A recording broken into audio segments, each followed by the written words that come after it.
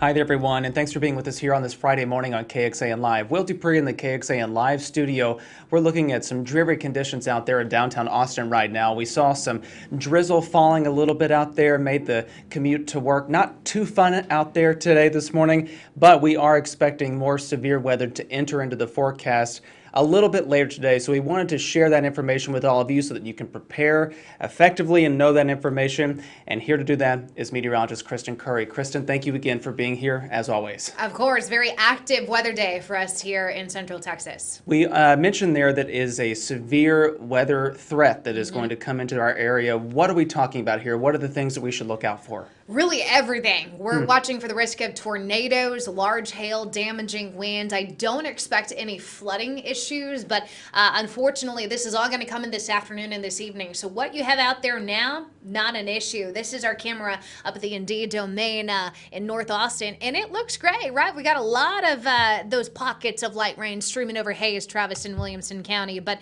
we expect this to clear as we get into the later part of the morning, early afternoon. Hill country, you're probably thinking, what are you talking about? It's sunny, and I know you're seeing some sunshine. Most of these light rain showers, these streamer showers that we call them, they're kind of sitting over the I-35 corridor eastward. I've been looking at rain totals, though, only a few hundredths of an inch to about a couple tenths of an inch of rain out of these showers. So this is not what we're concerned about. This is just a testament to how much moisture we have in our atmosphere that this cold front is about to tap into. So just know that despite the fact that it is gray, gloomy, and a little wet out there, the severe weather is still to come. That's associated with this storm system, that cold front that's coming our way. It's not going to pass directly overhead Austin, but we will get the cold front attached to that storm that actually is causing some significant weather further north of us. We've got rain, snow, and thunderstorms all happening right now in Kansas. Denver this morning picked up 4.5 inches, their first official snowfall of the season,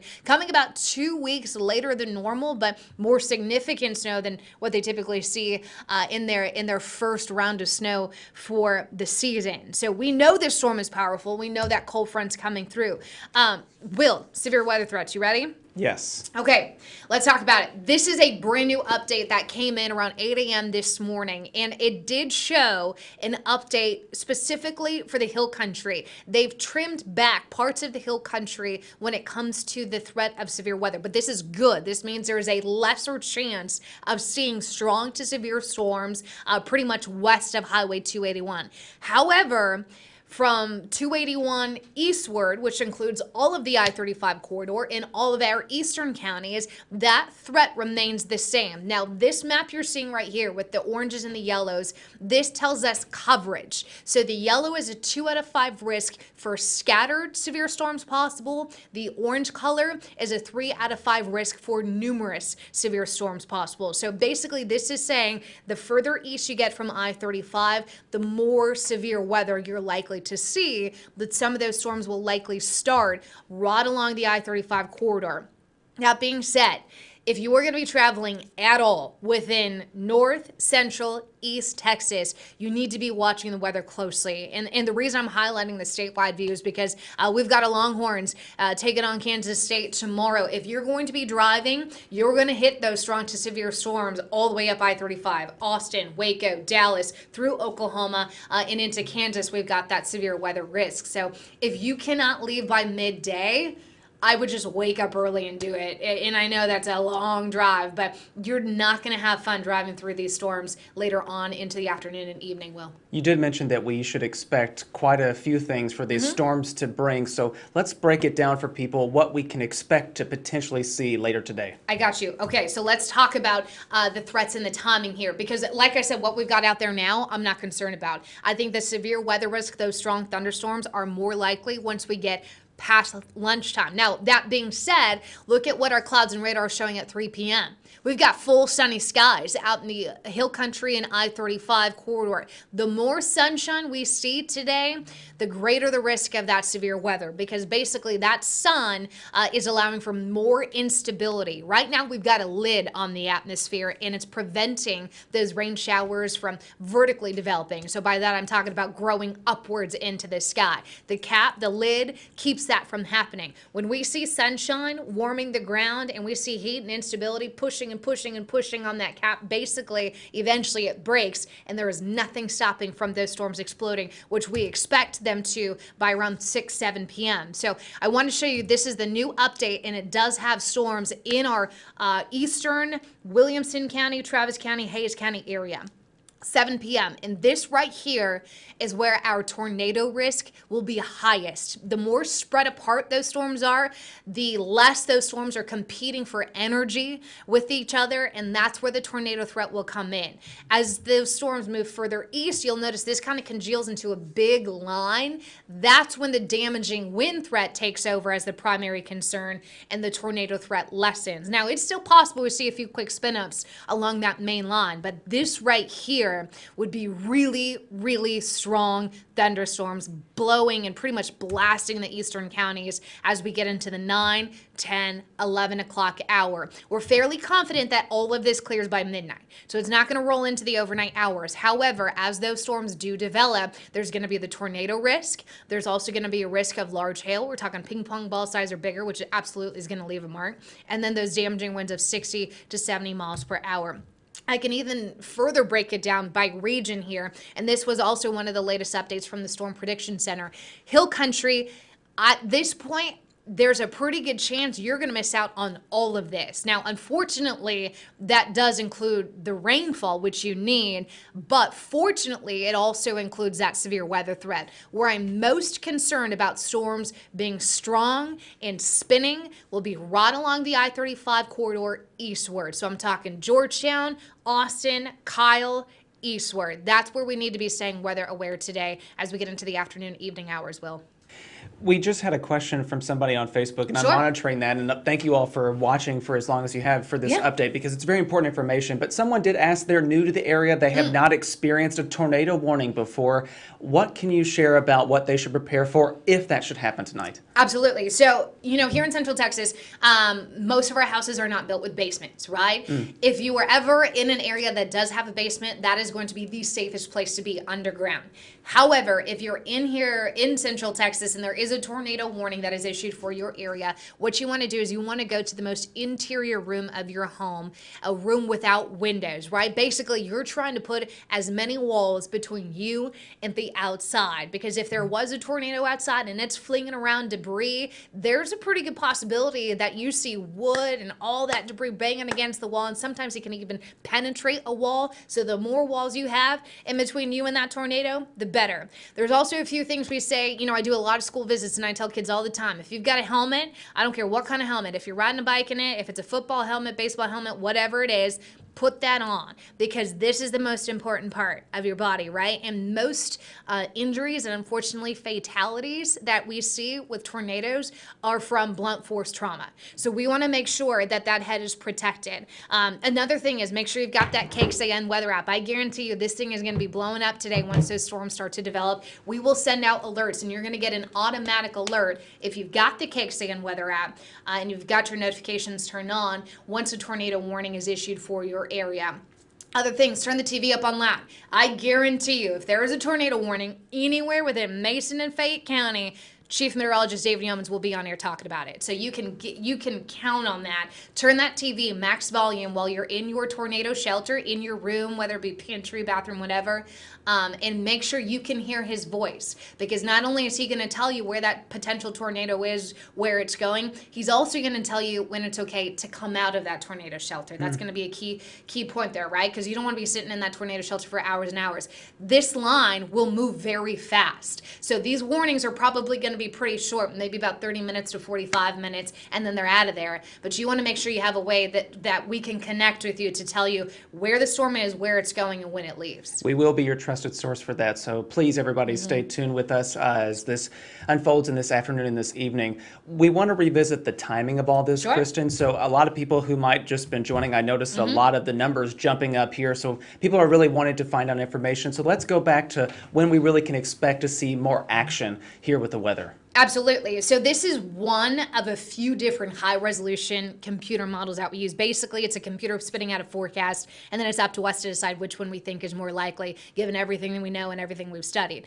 This model, I think, has a really good handle on what we could potentially see unfold in our area later today. So what you're looking at here is 3 o'clock this afternoon. Maybe a few isolated storms in our eastern counties, which we will be watching for, but I think the biggest severe weather threat comes along this line, this cold front that will start to make its way into the I-35 corridor 6-7 p.m. Now, something you've heard meteorologist David Yeomans and I kind of talking about on air all week is, where do those storms explode? Is it west of I-35, on I-35, or just east of I-35? There's still a little bit more of a question mark with that today, right? Because this model is showing those storms start over I-35 and into our eastern counties. However, if you remember last week, the cold front that came in, a similar setup, those storms actually fired well backward, well out west of us, and then by the time they hit the I-35 corridor, they were big blossoming thunderstorms. So we're watching the timing of when these storms initiate, when they start, because that's going to be when the tornado threat is highest. As these storms make their way into our eastern counties, that's where I'm most concerned about the damaging winds. Now, just because it's not a tornado threat, it doesn't mean we're in the clear, right? Because a lot of the times, the reason why we have to wait to see if it's damaging winds or a tornado that touched down is because the damage oftentimes looks the same. Basically, they're looking at debris, just what direction is at. So when we start to talk 60, 70 mile per hour winds, you want to take the same kind of precautions as you would with the tornado, right? Because it's still going to be wind slamming your house, slamming wherever you are with debris.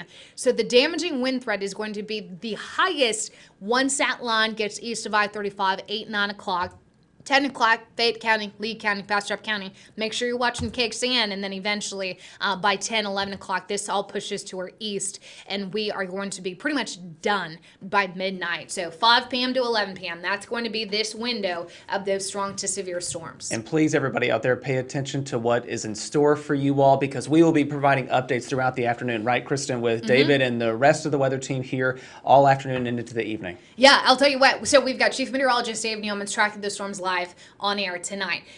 Meteorologist Sean Kelly is going to be his backup. I'm going to begin doing digital work, so anything on the KXAN website, the weather app, sending out the alerts, that will be my job. We've got Jim Spencer out tracking the storms today, so he's going to be our eyes and ears outside of the studio, and this will be an all hands on deck. Now, if those storms don't start to develop until they hit Bastrop and eastward, it'll be a pretty quick severe weather event, and that'll be it. However, we need to prepare for those storms firing over Austin and then really intensifying eastward through the later part of the evening and into tonight. I was just looking at the Facebook comments that we have seen, and so many of you are engaging with us because a lot of people want to find out this information. Yeah. Some people are saying they're flying out this evening. What might be the advice that you share to those people who might be going to the airport this evening to catch something? Yeah. Okay, let me show you this. I'm going to show you a statewide view because it's interesting that we get this question. Southwest Airlines yesterday put out I believe it was a tweet, right? That they had that is said, right. I'll see if I can find that. Give me 1 second. Yeah, they had said basically check in with your airlines because this is not just going to be a central Texas event. This is going to be a large part of Texas dealing with this storm. They're already saying, you know what, we need to be mindful of this because travel on roads is going to be disrupted and travel in the air is going to be disrupted. I mean, those planes, you don't want to be on a plane flying through these kind of storms. So let me show you quickly what's going on with this severe threat basically statewide here because I've been so focused on Central Texas for obvious reasons. Here's a look, big picture. Some light rain this morning, not a concern. Now, once we get into the afternoon hours, this is 3, 4 o'clock, we're already starting to see signs that those storms are getting nasty up in the Dallas-Fort Worth area. So if you have a flight going to Dallas, a connecting flight from Dallas to somewhere else, by 3, 4 o'clock, we could start to see some delays, maybe even some cancellations. But watch as these storms kind of explode down that cold front line here. This is 8 p.m. east of the Dallas-Fort Worth area, but Tyler, Texas, up towards that northeastern corner, the Arla-Tex region, seeing some really strong thunderstorms, and then that cold front just continues to barrel its way through eastern Texas and even Houston. Now, Houston's not necessarily looking at the tornado concerns. They are looking at the damaging wind concerns here, but look at the time clock. This is midnight to 1 a.m. that they're going to get this line of storms before it eventually clears to the east and out of our way for the weekend. So there is such a big concern about those storms turning strong and, turning in general. But I will give you some comfort in saying here in Central Texas, by midnight, we're done. These storms not coming back for your weekend.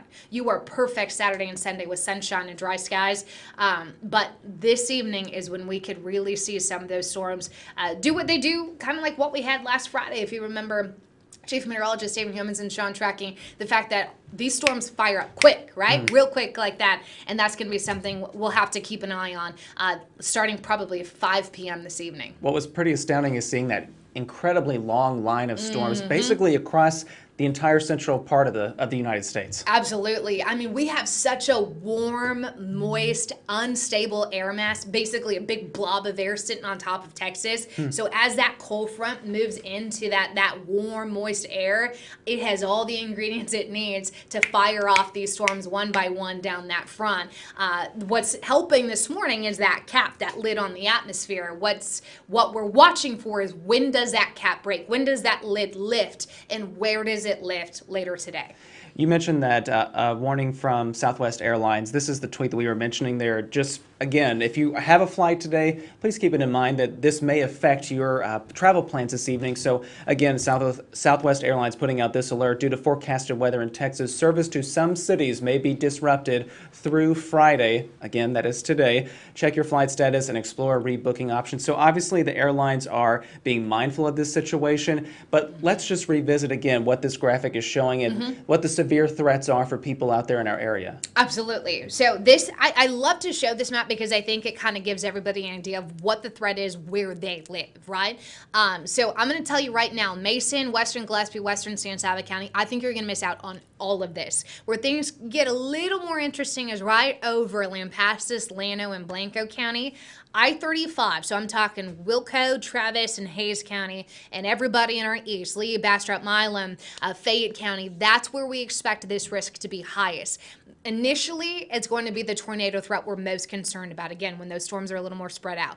As we get further into the night, it's going to be the risk of those damaging winds, 60 to 70 miles per hour. Yes, there is a large hail threat that's probably going to come initially as well, but the flooding risk is not something that we're going to be tracking today. It's going to be the strong winds, the tornado, the hail that's possible within any well-developed thunderstorm. So it's our second severe weather season. This isn't out of the ordinary for us to see this kind of event. We've just been unlucky to see. Now, this is our third cold front in about 2 weeks. So I know there's a lot of fatigue of probably thinking another night that I have to rearrange my plans. But I applaud the schools who have been proactive in moving high school football games even earlier in the night or last night. The Austin Food and Wine Festival had canceled things for tonight. So people are being proactive, which is really encouraging. We just want to make sure, Friday night, a lot of people, that clock turns 5 p.m. and we're done and we're not thinking about work or any of our responsibilities. And I'm guilty of that too. Tonight's going to be one of those nights where we need to be paying attention and we need to be on our phones and making sure that you're getting those alerts from us. Yeah, a lot of people will be tuning in and watching not only our newscasts, but on some of our social media platforms. We will stream any kind of severe weather coverage. Right. So if you are unable to watch it on the television, you can also pull up your phone, watch it on Facebook, on our KXAN News mobile app, and also download the weather app. Tell all the people where they can get their information, Kristen. Absolutely. So the KXAN News app is going to have the live stream of how you can watch us on TV, whether you're out or if you're in your tornado shelter and you have to move away from the TV, you're going to get that same coverage on the KXAN News app. So make sure you've got that. It's free download. The KXAN weather app is going to alert you to when you need to watch the live stream. So that's when you're going to get an alert, probably of a severe thunderstorm watch or a tornado watch later this afternoon.